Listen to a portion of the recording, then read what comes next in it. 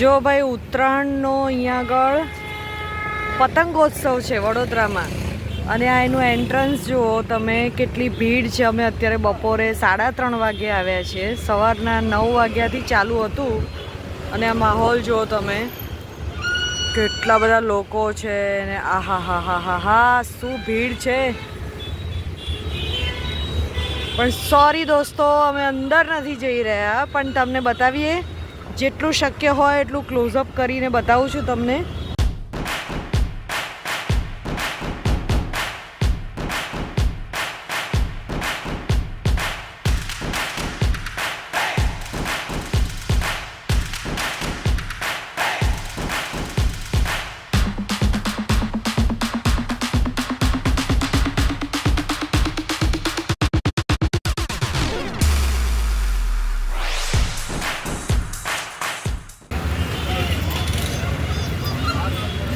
પીપુડાના અવાજ આવે છે ને. પતંગ ઉડે કે ના ઉડે, પીપુડાના અવાજ ચાલુ જ રહેવા જોઈએ. જો માઇકમાં એનાઉન્સ થાય છે, સાંભળીએ.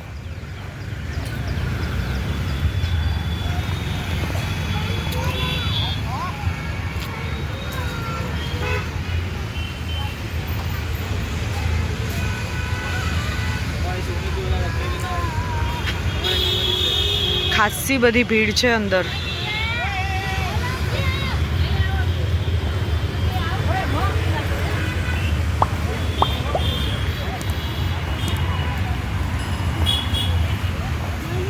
પતંગ તો ચકતા એકે દેખાતા નથી. કદાચ હવે બધા થાકી ગયા હશે. હવા તો છે.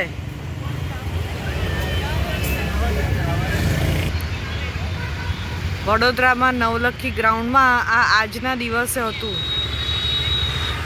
ફુગ્ગાવાળા, ફરકડીવાળા.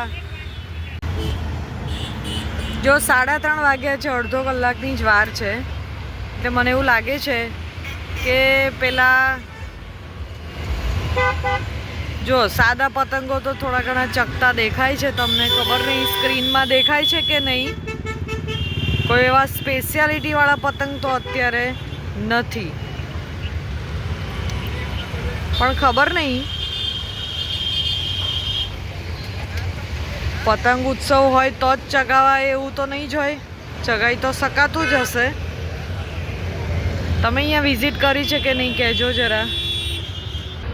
આપણે તો જો આપણા ઘરે ધાબા પર ચગાવીએ ને, એ પણ આપણી માટે પતંગોત્સવ જ છે. શું કહો છો તમે?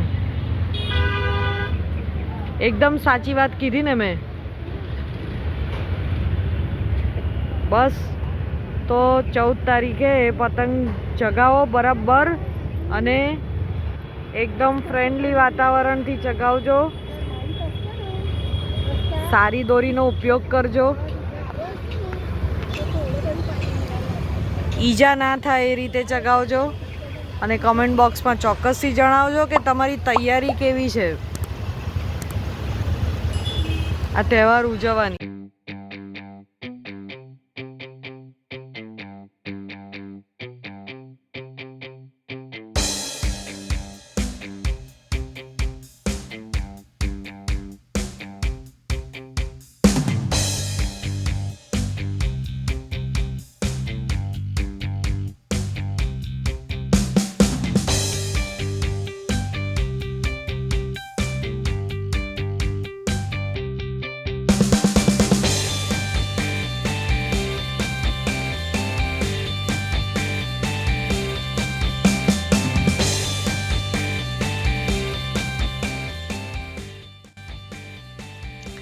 વડોદરાના જુદા જુદા એરિયામાં પણ આ રીતે નાની અમથી બજાર ભરાય છે. પણ નાની અમથી નથી, હા, કે મોટી જ હોય છે, ખાસી બધી. તમારે બીજે ક્યાંય જવાની જરૂર ના પડે. જો ઉત્તરાયણ હોય એટલે ટોપીઓ જોઈએ, પીપુડાઓ તો જોઈએ જ જોઈએ, અને સાથે ગોગલ્સ છે, પતંગો છે, દોરા છે. દોરા હાથમાં હાથ કપાઈ ના જાય એની માટેની ટેપ, આ બધું જ જોઈએ. જો છે ને મસ્ત બજાર. તો જલ્દીથી તમારી ખરીદીઓ કરી લો અને પતંગ ચગાવવા માટે તૈયાર થઈ જાઓ. પવન પણ આ વખતે જોરદાર છે એવું કહેવાય છે. તો બસ ચાલો ફરી મળીએ એક નવા વિડીયોમાં. ત્યાં સુધી घूमो फिरो खाओ पियो और मस्त रहो and don't forget to keep watching with discovering news. Channel પર નવા હોય તો સબસ્ક્રાઇબ કરવાનું ભૂલતા નહીં હા. અને વિડીયો ગમે તો યાર લાઈક ચોક્કસથી કરી દેજો. તો ચલો બાય એન્ડ હેપી ઉત્તરાયણ.